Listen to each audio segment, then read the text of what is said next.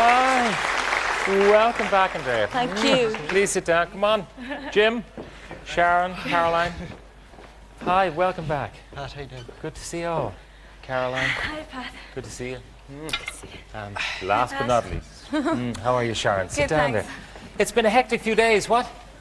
Yeah. Certainly has. Big launch in Luttrellstown Castle. Where was the first album launch? Can you remember? Or did it just escape? We Just escape. We didn't actually have an We official didn't have an launch. official one for Ireland, no. And Luttrellstown is a very swish place, isn't it? It's beautiful. People in from all over the world, kind of, for this launch. Where do they come from? We had them in from everywhere, basically. Like it was press or it was representatives from all the record companies, just to see us showcase the new album. Yeah, and you've picked up a whole pile of awards, gold albums and all theirs. And the new one has already gone gold somewhere. In Spain, yeah. And in one day, it went gold. It's just delighted. Yeah. I'm going to talk to you about the process of the second album in a minute. But first of all, in case you thought that we've forgotten you here, you don't know anything about this, but this is for 9 times platinum in Ireland on the first album. Do you know it's still selling hundreds and hundreds of copies every week in the shops, your first album? It's crazy. It's amazing. It just keeps popping up in the charts again. By the way, It won't die. I've been told there's one for every member of the group, not the audience, by the way.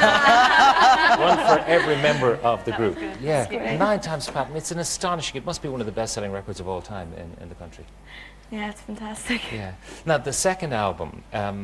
Nervous about it? The single came out a couple of weeks ago, or about 4 or 5 weeks ago now. Were you nervous about where it was going to go? Yeah, Yeah. we were. I mean, it was the old second album syndrome, as a lot of people say. It's tough when you have to try and exceed what you've done on the first album, or at least get as good as that. And because, Forgiven Not Forgotten, it sold 2 million sales, well, it was quite terrifying to have to go in and do another album after it. The writing process, clearly when you did your first album, you had lots of songs from your childhood, in fact, stored up, ready to go.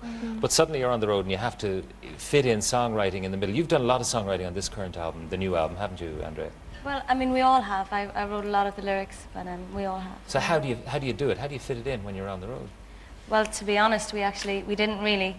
I mean, we were working so hard that, you know, it was very difficult. I mean, the last thing you wanted to do is go and write a song, you know, by the end of the day And while yet we were there's somebody touring. egging you on, saying, "Look, we need it. We're going to studio." Well, we did some. I mean, I think there was 2 that are on the album that were written on the road, and but other than that, I mean, we spent 5 months doing this record, and some of the songs were simultaneously written and then recorded for the record. So Literally write the song in there, do it. yeah, And then on to the some of next them, one. you know, I mean, sometimes it works like that, but a lot were written after touring. Yeah. The process of recording this time, was it very different, Sharon, to the last time? I mean, you were an unknown quantity, having battered your way into the offices of a very eminent record producer in New York. You were an unknown quantity. This time, your track record was there. This time, I think for us, it was a little easier to actually go into the studio. Because the first time, you know, we had never really performed in front of people and, you know, hadn't really been out of Dundalk, and then to go all the way over to Malibu in LA and, you know, be produced by a man like David Foster with a track record like his, like, it was intimidating, you know. It was kind of, I was afraid to pick up my violin in case I'd, you know, embarrass myself, you know. But this time, because of the confidence we'd gained from touring for a full 1.5 years non-stop, you got into the studio and you just did your best, and you didn't think about who you were with or how special they were. You haven't abandoned the sort of Celtic, the traditional motif. I mean, it's in there all the time. Is that deliberate, Jim? Do you think that's part of the charm? Well, it's our sound, definitely, and it helps to, I suppose, give us a unique edge. I don't think we'd ever lose it, because it's, for us, it took a while to sort of get that blend, that marriage of pop and rock and traditional Irish music, which works for us. Obviously, it's worked. But you can do very it on well. Stage, which is the great thing, without having to have massive rigs. Because Exactly, we were all involved in a charity thing that raised, how much did it raise? Can you remember? 1.4 million pounds in one night. And these people were there, like, giving their time in the middle of recording to perform. But 1.4 million. But you did it on stage in the most primitive circumstances, and it sounded terrific. Yeah. High points and low points of the last couple of years.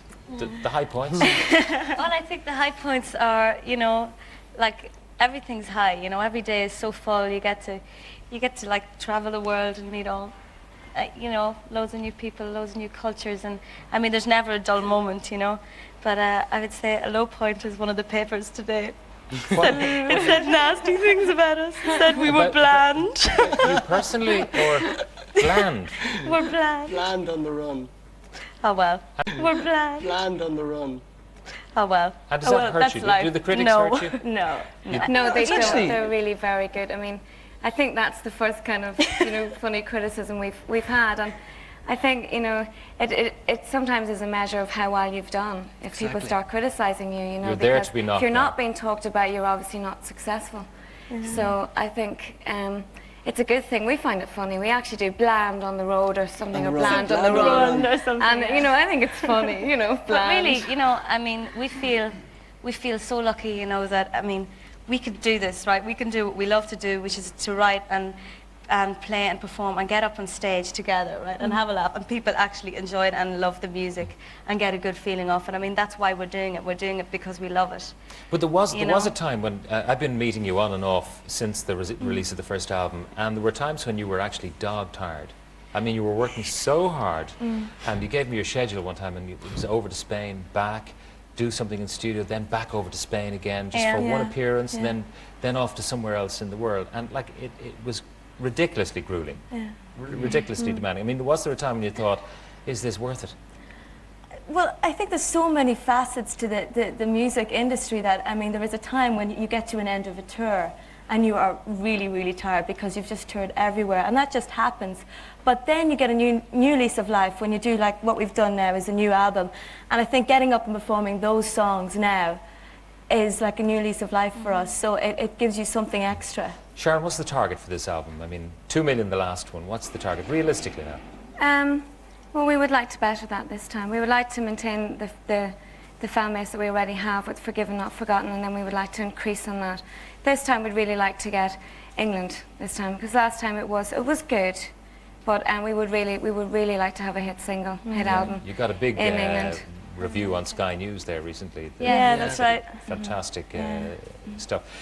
You never read anything about you guys and, you know, falling in love with handsome Australians or whatever. I mean, what about romance on the run? Well, it's Bland you. on the run. It's all on that, but you're taken. I'm taken. And it's all very squeaky clean with us, you know. No, but seriously, I mean, just you're on the road all the time. You're in the air, I suppose, a lot of the time. No chance to actually Pilots. have relationships, have private lives. Or can you tell me something you haven't told anybody else? Jim is saying it's like a Cheshire sort of- cat. It is the compromise that you make in this business, you know, because of working so hard. You don't get a chance to sustain any form of a relationship, and unfortunately, you might meet somebody that you like on the road, but you're in one day, you're out the next, you know. So, and that's just the way it goes. But How long are you going to give this game? I mean, I've read somewhere that all of you want to have kids at some point. Obviously, for the women, there is a more urgent biological imperative than there would be for Jim, who can carry on till he's 90. I don't know about that. Flights aren't good for this. Yeah. Yeah, but is it something on your minds? Yeah, It is, That I you'd like think. to have families. Yeah, I think we definitely like to have families. I mean, it's the most natural thing in the world. I mean, you can't deny what's natural, and, you know, by trying to become a success. I mean, you know, this is obviously not as important as real life and having a family. Not as important as real life. Could I interrupt for 1 minute? Sure, yeah. We have a surprise for you ourselves. What is it? And we'd just like to say thanks for your friendship and support over the years. Yeah, thank Oh you. my goodness, I get one of these too. You get one too. Oh, thank you very much. Oh, wow.